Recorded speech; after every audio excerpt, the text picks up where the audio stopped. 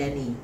Kami, Barisan Pentadbir Sekolah Kebangsaan Seri Lindungan Raja, ingin mengucapkan Selamat Hari Guru kepada semua pendidik.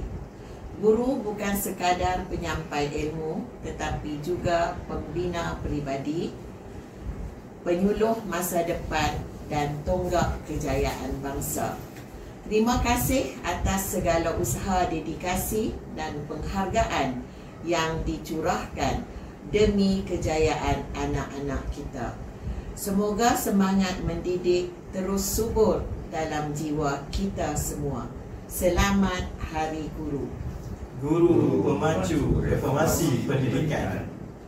Assalamualaikum warahmatullahi taala wabarakatuh. Salam sejahtera dan salam Madani. Saya mewakili pihak PIBG Sekolah Kebangsaan Seri Lindungan Raja ingin merakamkan setinggi-tinggi penghargaan kepada seluruh guru-guru atas jasa dan pengorbanan yang tidak ternilai. Tema Guru Pemacu Reformasi Pendidikan amat bertepatan.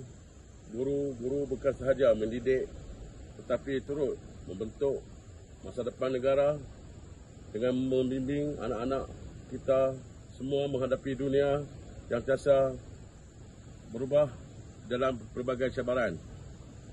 PIBG akan terus menyokong usaha-usaha murni guru-guru dalam memajukan pendidikan anak-anak kita di sekolah ini. Selamat Hari Guru dan terima kasih Cikgu. Saya Cikgu Siti Salmah binti Muhammad dan saya Cikgu Sintuja ingin mengucapkan Selamat Hari Guru kepada semua guru-guru Malaysia dengan ucapan Guru Pemacu Reformasi Pendidikan. Selamat Hari Guru. Assalamualaikum warahmatullahi wabarakatuh.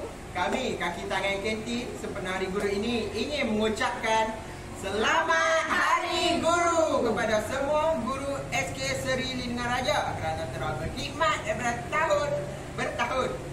Terima kasih Cikgu. Assalamualaikum. Kami pekerja KBK SKSLR ingin mengucapkan Selamat Hari Guru kepada semua guru-guru seluruh Malaysia, khasnya guru-guru SKSLR. Terima kasih Cikgu. Assalamualaikum. Kami pengawal khidmatan dari Sekolah Seri Lindungan Raja mengucapkan Selamat Hari Guru. Terima kasih Cikgu. Terima kasih Cikgu. Assalamualaikum. Kami Waris Pra mengucapkan Selamat Hari Guru. Terima kasih Cikgu.